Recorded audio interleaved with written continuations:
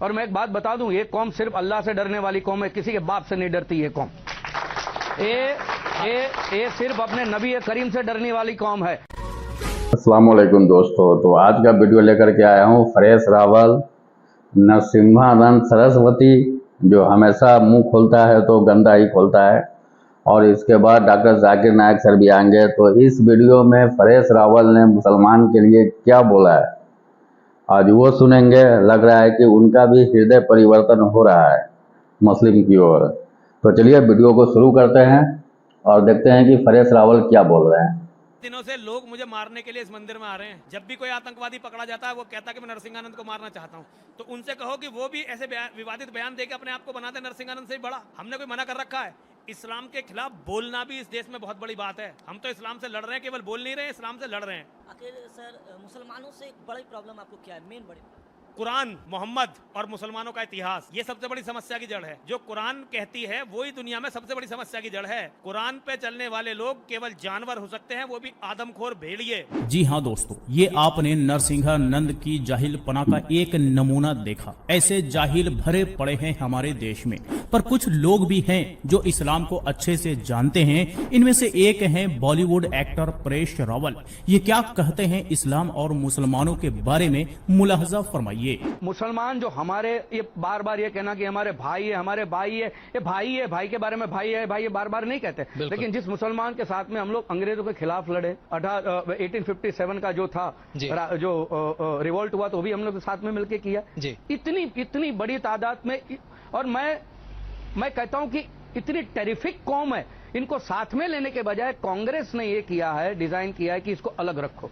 क्योंकि जिस दिन हिंदू मुसलमान एक हो गए, जिस दिन हिंदू मुसलमान एक हो गए, कांग्रेस के बाहर कोई मुद्दा ही नहीं है। और मैं एक बात बता दूं, ये कौम सिर्फ अल्लाह से डरने वाली कौम है, किसी के बाप से नहीं डरती। ये कौम ये सिर्फ अपने नबी करीम से डरने वाली कौम है। लेकिन उनको ऐसे, क्योंकि क्या है, जज्बाती बहुत है जी। मुसलमान भाई लोग जज्बाती बहुत है, तो बहका दिया। तो ऐसा कैसे, क्या आपको लगता है कि ये अंग्रेजों का काम कर रही है कांग्रेस पार्टी? भैया मौलाना अब्दुल कलाम आजाद ने खुला कहा था कि मुसलमान को माइनॉरिटी का लेबल क्यों देते, मुसलमान माइनॉरिटी कहां से? कि मौलाना अब्दुल कलाम आजाद ने कहा, उन्होंने कहा कि माइनॉरिटी का लेबल जो देते हो वीकनेस है, अनवारंटेड है, ये इसकी जरूरत नहीं है। सब साथ में कंधे से। अच्छा, जब अंग्रेजों के सामने लड़े तब भी मुसलमानों की तादाद कम थी, फिर रिवोल्ट हुआ था तब भी मुसलमानों की तादाद कम है, आज भी मुसलमानों की तादाद कम है, तो माइनॉरिटी कहां से आ गया? तो दोस्तों, ये आपने एक्टर परेश रावल को सुना, इससे पहले नरसिंहानंद को भी सुना। तो अब ये तो समझ गए होंगे कि हमारे देश में कुछ गलत लोग हैं तो कुछ अच्छे भी लोग हैं। अब इस्लाम के बारे में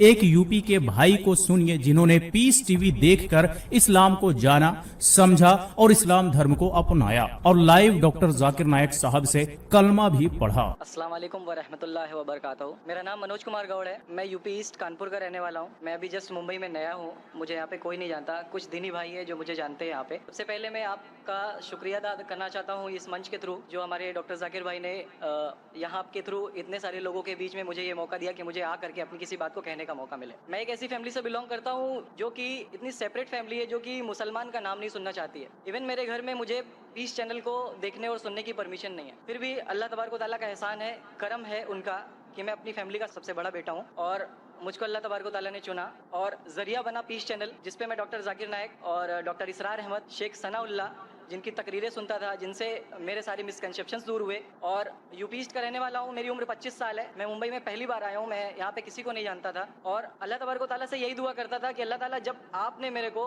यहाँ तक पहुँचाया है कि इस्लाम को सही और गलत का जो मेरा कन्फ्यूजन था वो सारा दूर हो चुका, तो अब मुझे ऐसी जगह पे पहुँचाइए जहाँ पे मैं इस्लाम को पूरी तरह से फॉलो कर सकूँ। क्योंकि मेरी फैमिली में पूरे के पूरे फैमिली के मेंबर्स अगेंस्ट, कोई भी बंदा मेरी बात सुनने के लिए तैयार नहीं। मैं अपने घर में इस तरह से रहता था कि जैसे एक लैंडलॉर्ड के यहाँ कोई एक किराएदार रहता है, बिल्कुल इस तरीके से, बिल्कुल नेगलेक्ट करके वो लोग मुझे रखते थे। मैं ये मैसेज उन अपने घर वालों को भी और उन हजारों लोगों को जो मुझे यूपी ईस्ट के जानते हैं, पूरे यूपी ईस्ट का पूरा बंदा जो भी मुझे देख रहा होगा, जो मुझे जान रहा होगा, उन तक ये मैसेज पहुंचाना चाहता हूँ कि इस्लाम कोई भी ऐसा काम नहीं करता है जिससे किसी माशरे को नुकसान पहुंचता हो। ये कोई टेररिज्म नहीं है, ये कोई ऐसा काम नहीं करता जिससे किसी को नुकसान पहुंचता हो। एक ऐसी फैमिली का बंदा जो कि मुसलमान के लिए इतनी गलतफहमी रखता हो, उसी घर का सबसे बड़ा बच्चा बाहर निकल करके इस बात को बताने के लिए तैयार है कि वो उनका दिमाग है, ये इस्लाम की तरफ से नहीं मिला है। तो मैं इस बात को कहना चाहता था, इस बात को बताना चाहता था। मैंने कभी सोचा भी नहीं था कि मुझे मौका मिलेगा कि मैं डायरेक्टली डॉक्टर जाकिर साहब के सामने आके उनका शुक्रिया अदा कर पाऊंगा। और जब मैंने पीस चैनल देखा तो पीस चैनल के थ्रू मुझे ये पहले पता चला, क्योंकि मैं इससे पहले कुछ सोचता नहीं था। जो जिंदगी चल रही है वो जिंदगी मेरे लिए काफी थी। माँ है, बाप है, घर का सबसे बड़ा था, मैं एक वेल एस्टेब्लिश फैमिली का बंदा था, तो मुझे ऐसा कुछ सोचता ही नहीं लगता था कि मुझे कुछ और भी करना चाहिए। लेकिन जब इस चैनल को देखा तो वाकई में मुझे पता चला कि मैं जहाँ पे हूँ ना वो कुछ भी नहीं है। असल जिंदगी तो मौत के बाद है, क्योंकि मेरी जिंदगी जो है ना वो सिर्फ यही सोचती है कि मैं जो कुछ भी सोच रहा हूँ मेरी जिंदगी के दायरे में है। लेकिन असल जिंदगी जो शुरुआत होती है वो मौत के बाद। और मेरा हिंदू रिलीजन मुझे ये सिखाता है कि मौत के बाद न जाने कितने सारे जन्म है। हमारे वेद हमें सिखाते हैं नातस्य प्रतिमा अस्ति, फिर भी हम प्रतिमा को मानते, मूर्ति को मानते, देवी देवताओं को मानते। हमारा वेद हमें बताता है एकम ब्रह्मम द्वितीयो नास्ति, यानी कि भगवान एक है, दूसरा नहीं है ही नहीं। उसके बाद भी हम 36 करोड़ देवताओं को मानते।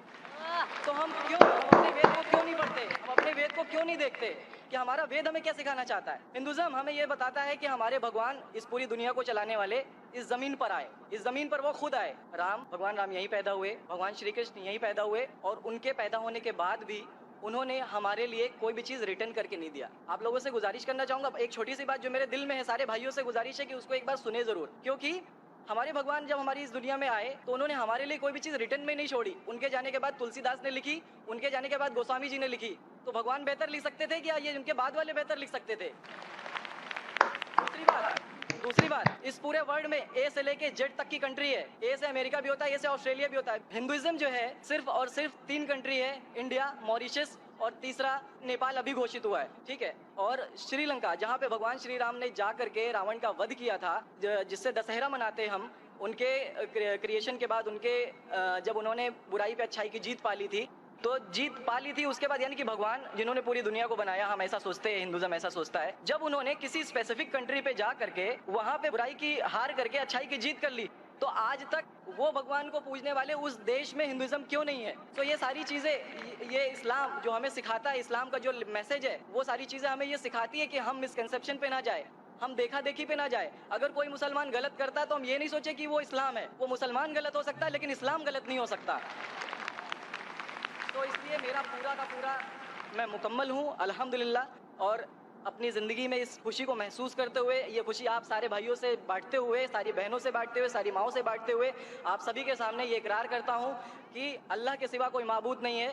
ये मेरी फैमिली वाले या मेरे यूपी वाले या जितने भी लोग देख रहे हो, मैं इस बात को कबूल करता हूँ कि मैं इस्लाम में हूँ। माशाल्लाह, मैं आपका शुक्रगुजार हूँ। आपने पीस टीवी का पैगाम जो नटशेल में दिया, लगता है कि माशाल्लाह इतनी बार देखिए कि आपके जहन में उतर गया और आप उसको मेमोराइज कर चुके। मैं शुक्रगुजार हूँ आपका कि आपने पीस टीवी का मैसेज एक नटशेल में दिया। और अलहम्द जो भी आपने कहा माशाल्लाह, और जो आपने याद के हवाले के साथ जो श्लोका, माशाल्लाह, आपने कहा कि आप एक खुदा में मानते हैं जिसका कोई माबूद नहीं। बिल्कुल। आप मानते हैं मोहम्मद सल्लल्लाहु अलैहि वसल्लम आखिरी पैगंबर है? कोई शक नहीं। आप इस्लाम कबूल करना चाहते हैं? बिल्कुल। माशाल्लाह।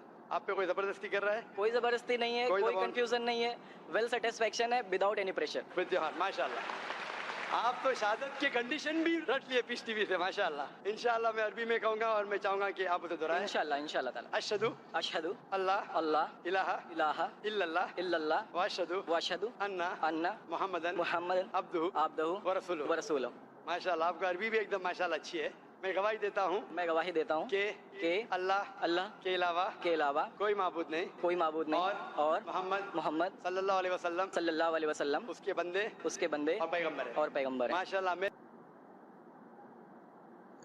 तो गैस ये जो वीडियो था फरेश रावल का, ये लग रहा है जब वो अहमदाबाद में जब वो संसद का चुनाव लड़ रहा था, उस समय वो मुस्लिम किसी इलाके में जा कर के उसमें वोट के लिए उसने ऐसा बोला था। लेकिन वैसे वो ठीक है, क्योंकि मुसलमान के खिलाफ ज़्यादा बोलते हुए तो नहीं देखते हैं। ये नरसिम्हानंद जो है, नरसिम्हानंद सरस्वती, ये तो हमारे इंडिया में जितने भी पंडित हैं, बाबा हैं, वो सबसे बेकार है, कंडम है ये। और आज ये एक यूपी के लड़का ने भी इस्लाम कबूल किया, डॉक्टर जाकिर नायक सर के इसमें सभा में। तो चलिए वीडियो आप लोगों को कैसा लगा, अच्छा लगा हो तो मैं चैनल को सब्सक्राइब कर दे, लाइक कर दे। मिलते हैं फिर किसी और वीडियो में, जब तक के लिए बाय।